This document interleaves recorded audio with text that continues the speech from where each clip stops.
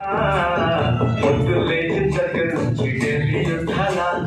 మూడు పెళ్ళాలంటే తగ్గి పొడవల్ల అట్ట కన్నెల చెయ్యాల కాలే నూరెలా ఇట్ట తుమ్మెత్తి కొయ్యాల దూరాలి పెంచేలా కొందెలు కోపం వస్తే చిరుతకి చెమటలు పట్టేలా